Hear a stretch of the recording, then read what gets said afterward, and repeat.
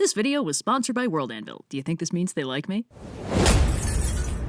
Romance is easy. Everybody knows that. There's nothing simpler and more painless than forging a lifelong mutualistic bond with another human being and exposing the white-hot core of your fundamental personhood to the unconditional judgment of someone who will on some level always be a stranger to you. Romance is a well-documented straight line from prolonged eye contact to happily ever after. And because romance is a universally easy and painless process, it's only natural that writers will look for anything that could possibly complicate the process to make it even slightly dramatic for an audience's entertainment. So it makes perfect sense that there's no romance trope more popular than the love triangle. Now, a love triangle describes a plot wherein three people are in a romantic arrangement that is in some way unstable. The most common love triangle structure involves a single node character faced with two possible romantic interests they have to choose between, who are often actively competing for their attention. Love triangles exist to cause narrative tension, and do this by posing a problem with no clear solution. The ideal solution to the love triangle problem would theoretically make every participant happy, but most love triangles are structured in such a way that the happiness of one member of the triangle is mutually exclusive with the happiness of at least one other member. The audience is expected to be invested in at least 2/3 of the triangle reaching a happy ending, zing, and the structure of the love triangle provides the author with a lot of ways to build tension and make that go wrong. Now, despite the simple name and shape, there are actually a lot of different relationships described by the term love triangle. The archetypical structure is the balanced triangle, a love triangle wherein character A has two competing love interests, characters B and C. A likes both B and C and can't decide which one they like more. B and C might both be desirable love interests for different reasons. For instance, B might be sweet and reliable, while C might be exciting and dangerous. This category also includes what I call the inverse balanced triangle, where the structure is the same, but the focus is entirely on B and C competing for A's affection, to the point where it might not even be clear what A thinks about any of this, or if A even actually likes them. This balanced structure is what a lot of love triangles pretend to be, but is actually quite rare. This might be because a balanced triangle is designed to be incapable of having a unilaterally happy ending. If B and C are both viable love interests for A, the audience will probably like both of them. And if A can only end up with one of them, the audience that wanted the other one to quote-unquote win will be very bummed, as will the character themselves. This is why a lot of modern love triangle stories will resolve the balanced triangle problem with,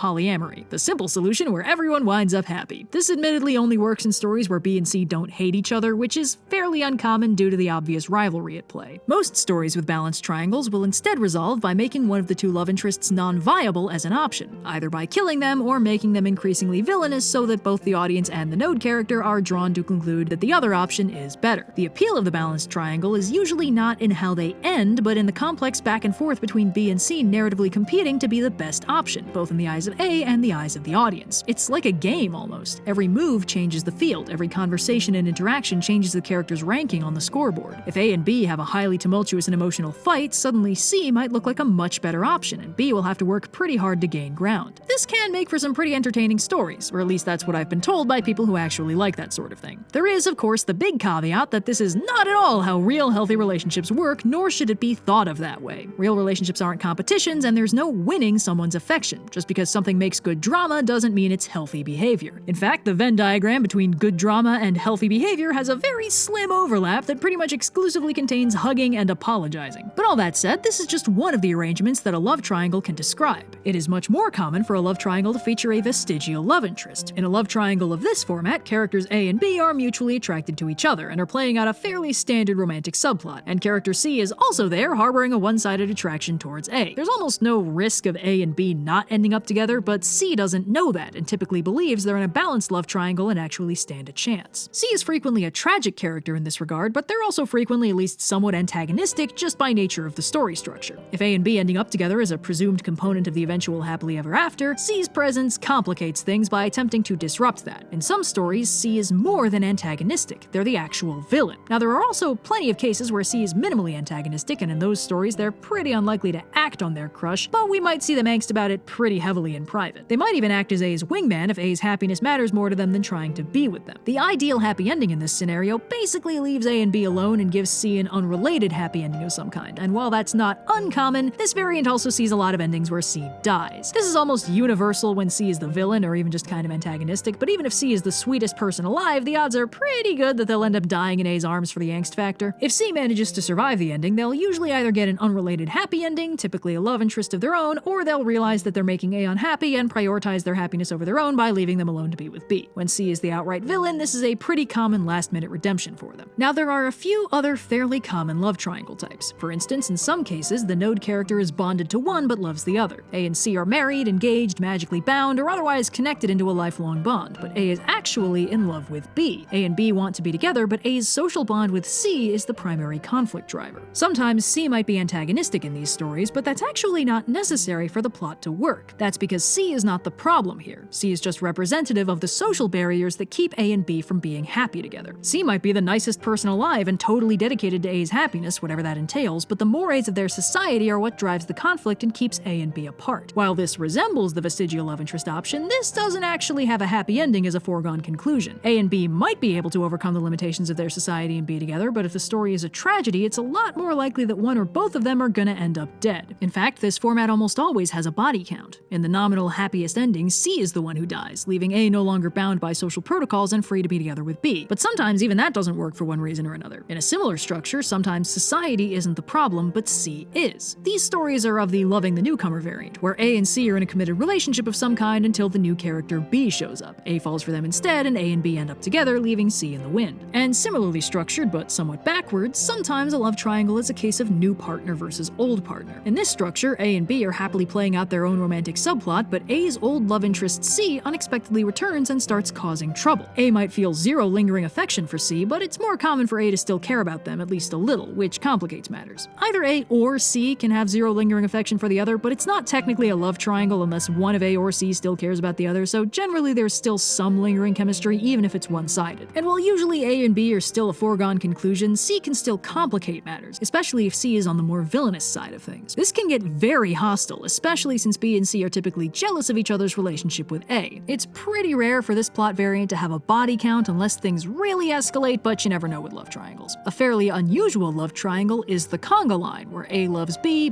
loves C, and C either loves someone completely unrelated or just isn't interested in a relationship overall. These stories tend to focus more on B, because the ideal happy ending in this scenario depends on B eventually reciprocating A's feelings. Hilariously, a disproportionate number of superhero stories technically involve this, with the specific complication that A and C are actually the same person, but C is A's superhero identity while A is their regular secret identity. And finally, there is the rarest love triangle, the directional love triangle, where A loves B loves C, and C loves A. This is quite uncommon because, unlike every other love triangle discussed thus far, it is impossible for this arrangement to be 100% straight. Although if you squint, Shakespeare did this one in Twelfth Night, so it's not like it's never been done before. Depending on how each character feels about the character who likes them, it's possible for this love triangle to resolve itself to 100% satisfaction via, you guessed it, polyamory. If that isn't an option, this is one of the messiest triangle arrangements to try and resolve. Unless someone reciprocates someone's feelings eventually, this just leads to infinite pining. For the record, Shakespeare resolves this by introducing one of the character's identical twin brother and having that character's former love interest just immediately swap all of her affection from her to him, which doesn't seem like it should work, which is probably why most people just headcanon that one is gay anyway. Now, for the sake of clarity, I'm going to divide all these love triangles into two categories: true triangles and mock triangles. A true triangle is a love triangle where there is no relationship that is a foregone conclusion. The story does not telegraph what couple is going to be the endgame or should be the endgame for a happy ending. Zing. In contrast, a mock triangle is a love triangle that does feature an obvious endgame couple. Directional and balanced triangles are true triangles, while CONGA lines, vestigial love interests, and every variant of this one's my partner but I really like that one are all mock triangles. This is an important distinction because there are some things you can do in a mock triangle that are very difficult to pull off with a true triangle and vice versa. Mock triangles also almost always pretend to be true triangles, and even if the audience can tell who's the endgame couple, the characters typically believe they're in a true triangle. The love triangle trope most people think of when they hear love triangle is a mock triangle, a skewed imitation of a true triangle where a normal romantic subplot is made needlessly overcomplicated by the introduction of a romantic rival who doesn't actually stand a chance of being with the node character, but at least some of the characters will still act like they do. This can be annoying to an audience, especially if it makes the characters make decisions that the audience knows are wrong wrong or unhelpful, but it can also enable some unique drama that might not be as doable in a true triangle. In a true triangle, the ending is not a foregone conclusion. There's actual tension and drama in the question of who will end up with whom. In a mock triangle, there's no tension or drama in that specific question, but you can get drama from other places. For instance, from the dramatic irony that the audience knows that one of the love interests is doomed to fail, but the character doesn't know that at all and will act as though they're in a true triangle even if everyone else knows better. Essentially, true triangles feature an actual will they won't they question, whereas in mock triangles, they will and we all know it. But there are a lot of tropes like that, and it doesn't always diminish the impact to know how the story will end. For instance, if the heroes have to save the world from destruction, the question is not will they succeed, because of course they will. The question is how will they do it and what will they lose in the process. Foregone conclusion love triangles are the same deal. We know they'll end up together, but how will it happen and what will they lose? In mock triangles, it's actually pretty common for the writer to make the doomed vertex very likable. A and B are a foregone conclusion and C is never going to be with A, but that doesn't stop the audience from liking C and hoping they get a happy ending of some kind. Zing. And that also gives the writer leverage on the audience, because if we're invested in C's happiness while also knowing they're basically doomed, the writer can wring a lot of angst and drama out of that. In the more cheerful and lightweight stories, C might end up with a consolation love interest of their own, although this rarely plays well with the audience, mostly because their love interest stands a good chance of being extremely underdeveloped compared to A. In others, C might just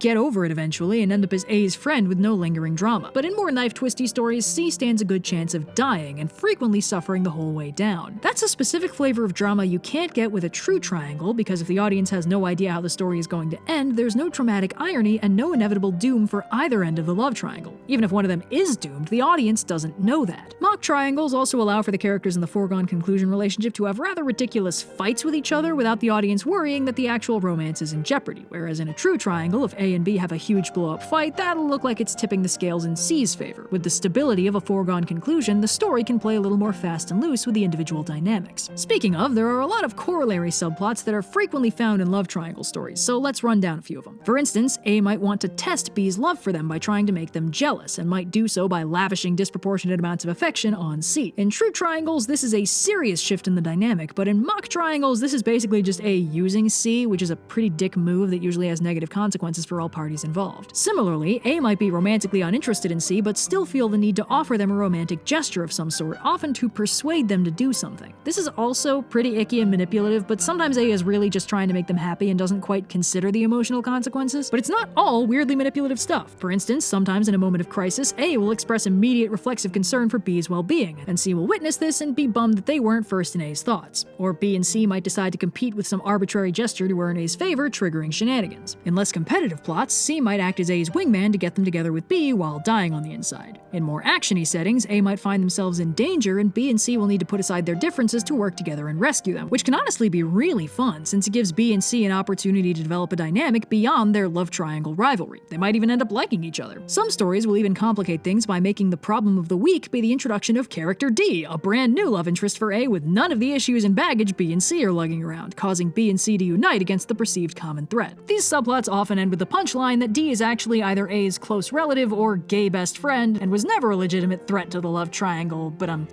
yay. This structure can also show up in what I call a bottle triangle, where A and B are playing out a solid romantic subplot with no triangle involved, but for a single episode, a new character is introduced as a secondary love interest for A, and the story speed runs a mock triangle plot before they exit at the end of the episode and the status quo is restored. They're frequently revealed to be a villain just to make sure nobody actually worries about the romantic subplot, and while this isn't exactly a common subplot, sometimes A dies, and B and C end up setting aside their differences to mourn the loss of the person they both cared about, which can be very tragic and interesting to explore. Now, while this trope has a lot of strengths, love triangles aren't exactly known for being well-liked. There are a handful of very recurrent problems with this trope that make it extremely easy to mess up a story with it. The absolute biggest problem is the double whammy of entitlement and lack of agency. B and C are frequently driven by a desire for A's affection that has very little to do with what A actually wants. This is in large part because in a mock triangle, A wants to be with B, and if C respected that, there would be no conflict. In many love triangles, A's opinions barely matter beyond which one they choose, and in some stories it literally might never be addressed. A will just get together by default with whichever of B or C quote-unquote wins their conflict, serving as a walking walking prize rather than a character. This is the most well-known problem with this trope and is frequently deconstructed nowadays. Dissections of the trope will frequently center on A being a person with their own desires rather than an object or a prize to be won. Some stories will also resolve this by giving the characters thematic significance beyond their character, so the choice between them means more than just which one to smooch, like in The Hunger Games, where Katniss's two love interests basically embody her dueling desires for a peaceful home life versus a violent revolution. This problem can also be solved by letting A, B, and C have characters and relationships outside of the bounds of the love triangle, making them feel more fleshed out and less like walking plot devices. On that note, another issue that crops up with this trope is character assassination. Many of these stories feel the need to justify their foregone conclusion relationship between A and B by demolishing C's character and making them increasingly villainous and unappealing so the choice becomes obvious. This is a hand of the author situation, since C's slide into villainy might have exactly nothing to do with their previously established personality and will consequently come across as an unreasonable swerve for their character to take. In some cases, it might seem really obvious to the audience that the author is trying to artificially tip the scales. It is totally possible for a character to undergo plausible character development that makes them seem like a significantly less appealing romantic partner, but if it comes out of nowhere too quickly, it'll feel contrived and undercut the audience's investment in C overall. And since we've established that a big strength of the mock triangle relies on the audience caring about C, this can undercut a seriously foundational strength of the trope. And the last problem with this trope is a question you really don't want your audience to ask.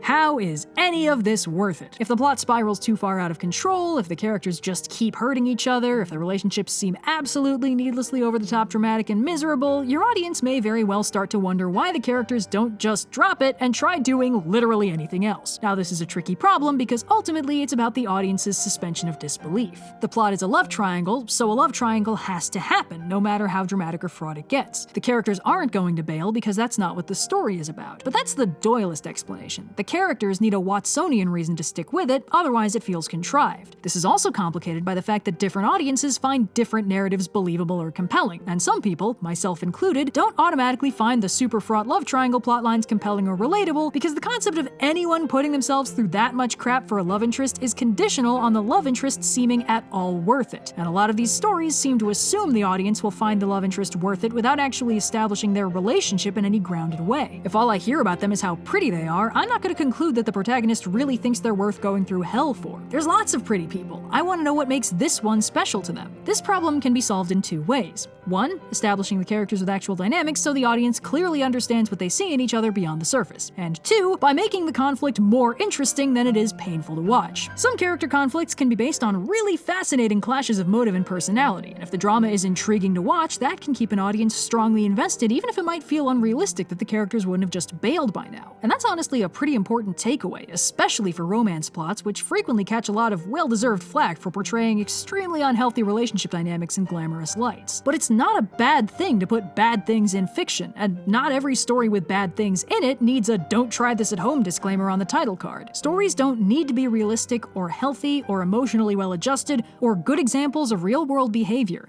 They just need to be interesting. So, yeah. And thanks again to World Anvil for sponsoring this video. As you may have heard, World Anvil is a browser-based writing and world-building tool designed to help creators write and world-build. It's got all the classic staple features like family trees, a customizable calendar, custom wikis, and multiple visual timelines you can link to maps to keep track of how everything develops in your story over time. You can also make your world public if you want to show it off, or keep it private until you're sure it's ready for its big debut. And while that's already pretty sweet, they've just rolled out a brand new, highly requested feature, an auto-linker that automatically scans through your articles and lets you link all the pages you're referencing in your lore drops. It can be pretty tough to keep track of an entire wiki's worth of world building, so this should speed things up significantly. If only love triangles were so easy to link up. So if all that sounds interesting, check out the link in the description for more details, and if you want to snag an annual membership, you can get 40% off with the promo code OverlySarcastic.